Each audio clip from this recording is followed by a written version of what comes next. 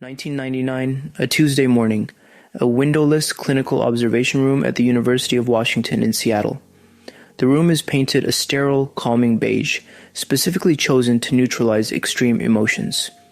There are 2 cameras mounted in the upper corners, capturing every micro-expression, every flinch, every subtle shift in posture. A woman named Leslie is sitting on a sofa. She is 41 years old. Next to her is her husband of 12 years. They are attached to highly sensitive physiological monitors. Electrodes are taped to their fingers to measure skin conductivity. A thick black band across their chests measures heart rate and respiration. A blood pressure cuff sits tightly on their arms. Behind a one-way mirror, Dr. John Gottman and his team of researchers are watching the monitors glow in the dark. They are studying how couples argue, trying to mathematically predict which marriages will survive and which will collapse. Leslie and her husband are instructed to discuss a recurring conflict in their marriage, an argument they have had 100 times before. Her husband starts speaking. He is dismissive. He is slightly condescending. He rolls his eyes. It is the exact tone he has used for 12 years. It is the tone that used to make Leslie cry, the tone that used to make her shout, the tone that used to send her into a desperate panic of trying to fix the relationship. But today, the researchers notice something terrifying on the monitors. Leslie's heart rate is not spiking. Her blood pressure is completely stable. Her skin conductivity shows absolutely zero physiological arousal. She is not suppressing anger. She is not biting her tongue or gripping the armrest. She simply turns her head, looks at her husband of 12 years, the man she built a life with, and feels absolutely nothing. She later describes it to the researchers in a follow-up interview. She says, "I looked at him, and it was like looking at a complete stranger on a crowded city bus. There was no hate. There was no love. There was just a total blank indifference. Nobody in the room knew it yet, but that exact moment was the point of no return." A silent, irreversible death had just occurred inside her mind. Before we go any further, take a second to like this video and subscribe to the channel. It is incredibly important for the algorithm to understand that this kind of psychological investigation has value. It is what allows me to keep opening up these clinical archives, bypassing the surface level advice you hear everywhere else, and bringing these hidden mechanisms of the human mind directly to you. You know this feeling. You have lived this exact feeling. You spent years giving second chances. You spent years acting as the emotional shock absorber for someone else's unhealed trauma. You became a professional at forgiving. Whenever they hurt you, you looked past the action and tried to understand the wound that caused it. You absorbed their mistakes. You justified their cruelty. You built massive, elaborate bridges over the craters they left in your life. You believed that if you just loved them hard enough, if you were just patient enough, they would eventually see your value and stop hurting you. And then, one day, a switch flipped. You woke up, looked at them, and the emotional battery had simply hit zero. But here's the part that haunts you. Here's the part that keeps you awake at 2 in the morning, staring at the ceiling. They came back. Maybe it took 3 months, maybe it took 3 years, but they finally came back. And they were crying. They were apologizing. They promised to change. They were finally doing everything you had spent years begging them to do. They were finally offering you the exact apology you had rehearsed in your head 1,000 times. And you felt guilty. You felt a crushing, suffocating guilt because they were finally trying, but you were completely numb. You desperately wanted to fix things. You wanted to go back to how it used to be, to the warmth, to the intimacy. But whenever you tried to open up, your chest felt completely hollow. You asked yourself, did something inside me permanently break? Am I a cold, unforgiving person? Why can I not force myself to care again, even though I genuinely want to? The official narrative has a very convenient answer for you. The official version, the one taught in couples therapy, the one repeated in popular self-help books, says that forgiveness is a choice. It says that love is an action, and if 2 people are willing to put in the work, any relationship can be salvaged. The official version tells you that refusing to reconnect when someone is genuinely apologizing is a sign that you are holding a grudge. It tells you that you are emotionally immature, that you are harboring petty resentment, that you are punishing them for their past mistakes. Except that is a complete lie. What happened to you was not a cognitive choice. It was not a punishment you decided to inflict upon them. It was a physiological and psychological inevitability. I spent 12 years working in hospice care in the Blue Ridge Mountains of North Carolina. 12 years sitting in quiet, dimly lit rooms, listening to the rhythmic hiss of oxygen machines. 12 years watching people take their final breaths in beds surrounded by the things they accumulated over a lifetime. When you work around death for that long, you see the absolute rawest version of human relationships. You see families tear themselves apart over old wounds, and you see them desperately try to stitch themselves back together at the very end when time runs out. I remember a man named Thomas. He was 72 years old, dying slowly of congestive heart failure. His room had a large window that looked out over a dense line of pine trees, and he spent most of his days just watching the wind move through the branches, waiting for the end. For 30 years, his younger brother had betrayed him in almost every way a person can be betrayed. The brother had stolen money from Thomas's business, nearly bankrupting him. He had lied to the family, turned relatives against each other. He had vanished whenever things got difficult, only to reappear years later, usually in trouble, usually needing money to cause more chaos. And Thomas, being the deeply empathetic man he was, had forgiven him every single time. He had bailed him out of jail. He had paid his debts. He had given him 29 second chances. On a Tuesday afternoon in the second week of November, with the sky turning gray and cold outside, the brother finally showed up at the hospice. He was sober this time. He looked older, broken, carrying the weight of his regrets. He walked into the room, fell to his knees next to Thomas's bed, buried his face in the white blankets, and started sobbing uncontrollably. He begged for a 30th chance. He begged for forgiveness. He said he was finally ready to be the brother Thomas deserved. It was the most genuine, vulnerable, desperate display I had ever seen from him. I stood quietly in the corner of the room, watching Thomas. I expected Thomas to reach out, to place a frail hand on his brother's head, to offer that final grace. That is what happens in the movies. That is what we are taught to expect at the end of a long life.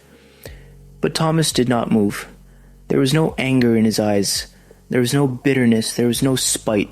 There was just a chilling, absolute emptiness. Thomas looked down at the weeping man, then slowly turned his head back toward the window and said in a quiet, completely flat voice, "I do not know you." It was not cruelty. Thomas was not trying to hurt him. He was not trying to teach him a lesson or punish him for the past. His brain had simply locked the door permanently. The brother crying in the room was literally a ghost to him. That interaction haunted me for years. It did not fit the model of human forgiveness I had been taught. It was the first major crack in the official version. The official version says that love is infinite, that at the end of life, all wounds can be healed and all bridges can be rebuilt. But they cannot. Sometimes, the emotional bank account is so completely overdrawn that the bank itself ceases to exist. But why does this happen? Why does the empath, the person whose entire identity is built on their immense capacity to feel deeply for others, suddenly turn into a fortress of unyielding ice? In 2004, Dr. Janice Abrahms Spring, a highly respected clinical psychologist, published a framework that completely reframed this phenomenon. She spent decades analyzing thousands of cases of profound betrayal and reconciliation. And she discovered something deeply disturbing about what happens when an empath forces themselves to forgive repeated, severe violations. She called it cheap forgiveness. When an empath is repeatedly hurt, their natural instinct is to preserve the connection at all costs. They use their immense empathy as a weapon against themselves. They bypass their own legitimate anger. They ignore their own bleeding wounds, and they focus exclusively on the pain of the person hurting them. They forgive cheaply, meaning they offer forgiveness without requiring any structural change in the relationship. They offer forgiveness without requiring actual verifiable safety or accountability. They do this because the thought of losing the relationship, the thought of being abandoned, feels far more terrifying than the pain of the betrayal itself. So they endure. They take the hit. They process the hollow apology. They internalize the psychological damage, and they keep the door wide open, hoping that their unconditional love will eventually cure the other person's dysfunction. But the human psyche has a physical limit.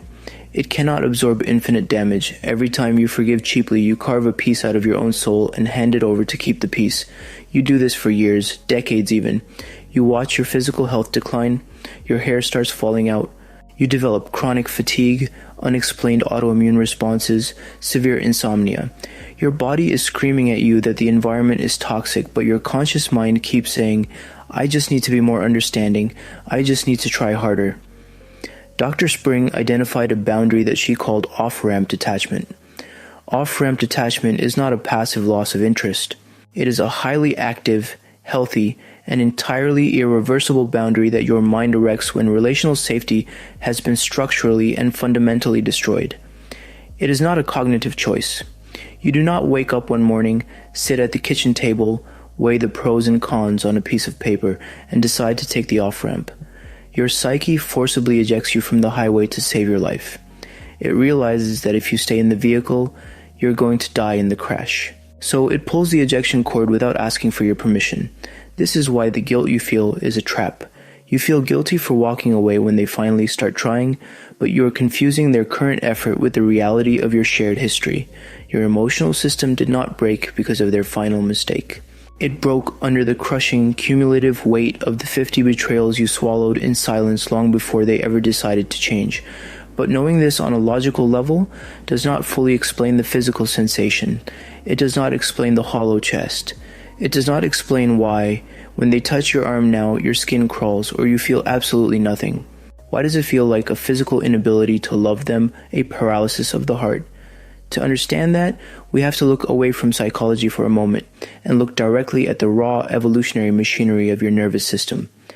In 2011, Dr. Stephen Porges published a framework that completely revolutionized our understanding of human connection. He called it the Polyvagal theory. Your body possesses a built-in, highly sophisticated surveillance system that evolved over millions of years. Dr. Porges called it neuroception. Neuroception is the rapid, unconscious detection of safety or danger in your environment, and specifically in the people around you. It operates entirely below the level of your conscious thought. It does not read your diary. It does not care about the wedding vows you took. It does not care about your shared memories or the children you raised together. It only cares about one single objective, keeping you alive. When you are in the presence of someone truly safe, your ventral vagal complex is active. This is the mammalian system of social engagement. It is what allows you to feel love.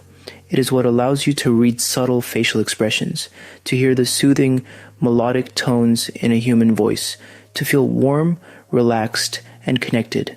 It is the biological infrastructure of intimacy. But when you are subjected to chronic emotional violations, when you are repeatedly lied to, manipulated, gaslit, or neglected, your neuroception detects a persistent, life-threatening danger. It realizes that the person you are attached to, the person you sleep next to every night, is actually a predator in disguise. Because of this, your nervous system escalates its defense mechanisms. First, it activates the sympathetic nervous system, the fight or flight response. This is when you argue passionately. This is when you scream until your throat hurts. This is when you cry yourself to sleep. This is when you spend hours sending long, detailed text messages trying to explain your feelings, desperately trying to fix the threat.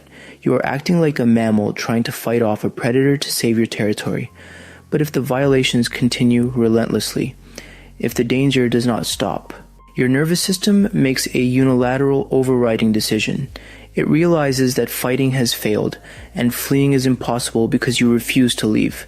So it reverts to the absolute oldest evolutionary defense mechanism we possess. It goes back millions of years, past the mammals, all the way back to the reptiles. It triggers the ultimate biological failsafe, the dorsal vagal shutdown. This is not a metaphor. This is not poetic language. It is a literal, measurable physiological event. Your nervous system physically disables your social engagement system, specifically and exclusively in relation to that one individual. It drops your heart rate. It blunts your pain receptors. It shuts off your emotional capacity to connect. It freezes you. It turns you into stone to make you numb to the impending trauma. When a reptile is caught by a predator and knows it cannot escape, it plays dead. It shuts down its internal systems to minimize the pain of being eaten alive. That is exactly what your nervous system does to you when you are trapped in an emotionally destructive cycle with someone you fiercely love. This is why your chest feels completely hollow. This is why you feel that terrifying, blank indifference when you look at them. Your body is treating the emotional detachment as a vital survival mechanism. It is pulling the plug on the connection to prevent a total systemic failure of your organism when they come back months later. When they are crying on your front porch, promising to go to therapy, promising that they have finally had an epiphany and changed, they are speaking to your conscious mind. They are offering a verbal apology to a brain that has already classified them as a biological threat. Your ventral vagal system cannot be reactivated by a promise. The shutdown is a hardwired defense. But here is where the story turns again and gets even more complex.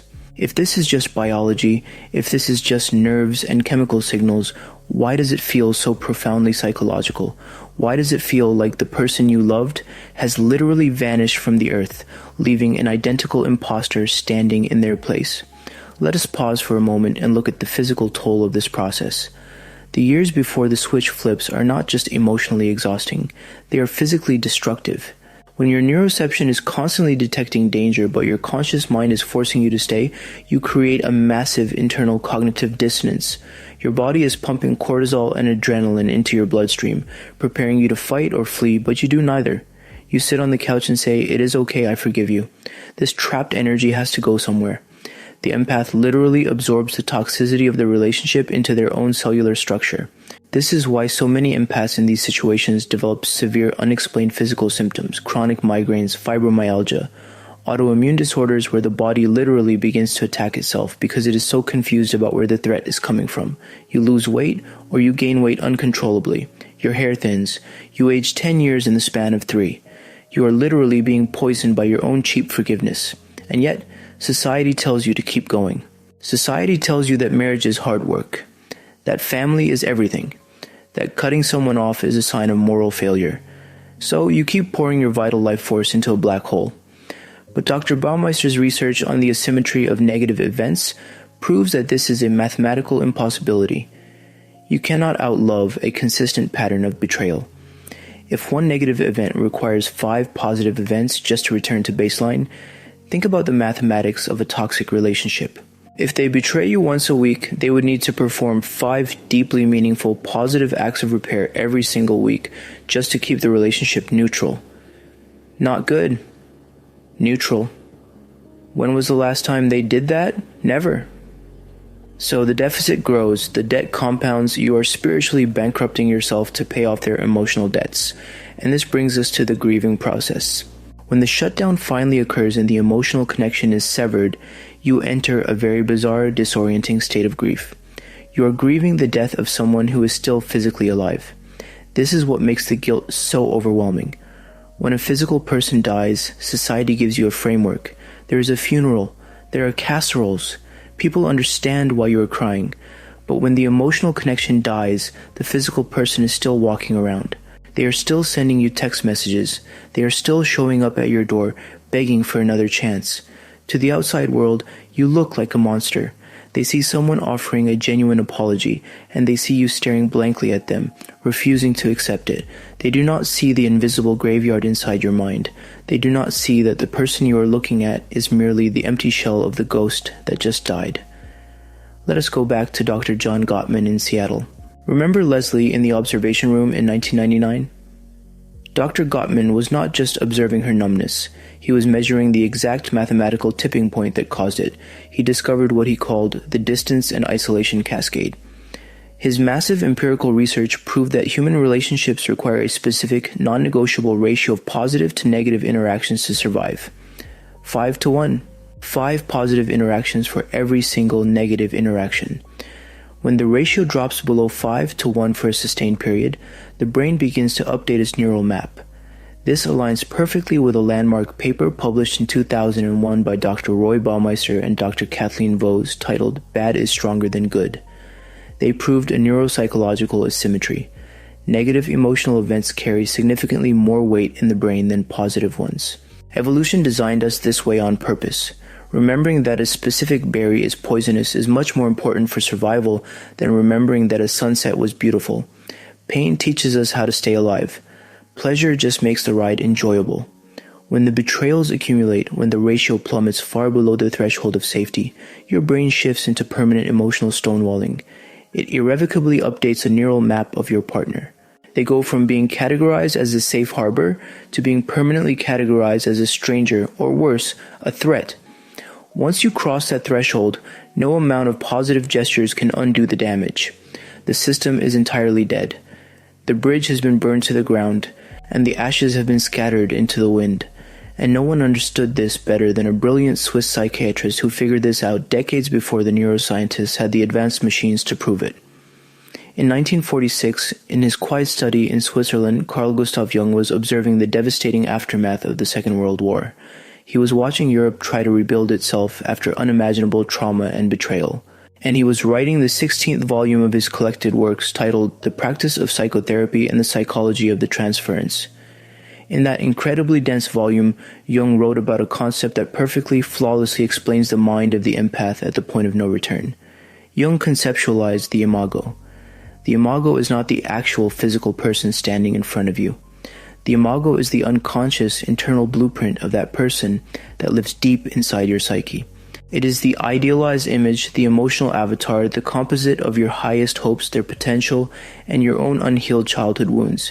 When you fall in love, you do not actually fall in love with a flawed human being. You fall in love with the Imago. You project this glowing, perfect, deeply meaningful image onto the complicated person standing in front of you. When they hurt you, your conscious mind immediately scrambles to make excuses. You rationalize their awful behavior. You tell yourself they were just tired, they had a terrible childhood, they did not really mean what they said, but your unconscious mind is keeping a flawless ledger. It meticulously records the damage. The conscious mind denies the wound, but the Imago takes the hit. For years, the empath keeps the Imago alive on life support.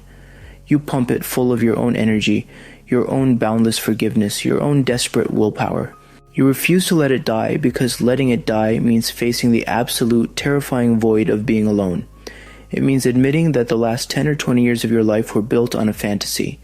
But when the betrayals pass the critical threshold, when the dorsal, vagal shutdown finally occurs, the Imago suffers a catastrophic psychic death. The image of the person you loved literally dies inside your unconscious mind. It collapses into dust. And once it collapses, the emotional energy, what Jung called the emotional cathexis, is permanently and irrevocably withdrawn. An apology is a conscious transaction. It happens in the realm of spoken words, logic, and rational thought. It happens in the daylight, where things make sense. But the Imago lives in the dark waters of the unconscious, and you cannot resurrect a dead Imago with a conscious apology. A dead image does not come back to life just because the physical person standing in front of you is finally weeping and saying the right words. The ghost is gone. This is the most terrifying and liberating truth of all. The person you desperately wanted to fix things with, the person you missed in the middle of the night, the person you cried over until you had no tears left. They never really existed in the way you thought they did. You were in love with the Imago.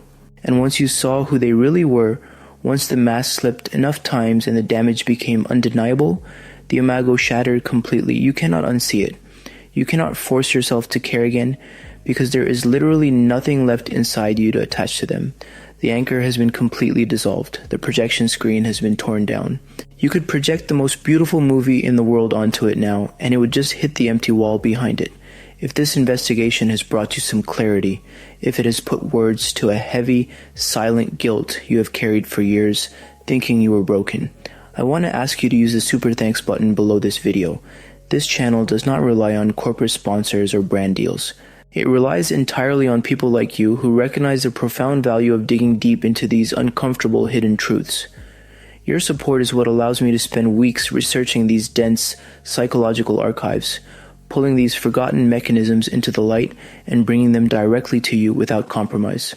You're not just a passive viewer. You are an active partner in this investigation. You did not choose to stop loving them. You did not hold a petty grudge. You were not being cold or immature.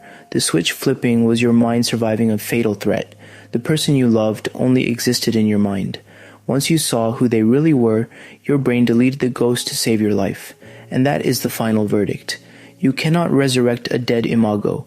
Hurting the wrong empath makes you lose them forever, not because they hate you, not because they want to punish you, but because their biology and their psyche can no longer even see you. Do not apologize for surviving. Do not carry guilt for a door that your own nervous system locked to keep you safe. I want to hear from you in the comments. Have you ever experienced this sudden, irreversible switch? That exact moment where you looked at someone you loved deeply, maybe for years, and realized you felt absolutely nothing at all? Tell me about that exact moment. Where were you? What did it feel like? I do not want generalizations. I want the specific moment you knew it was over. Write it down in the comments. Let us see how many of us have walked through that exact same door, thinking we were the only ones. Until next time, keep your eyes open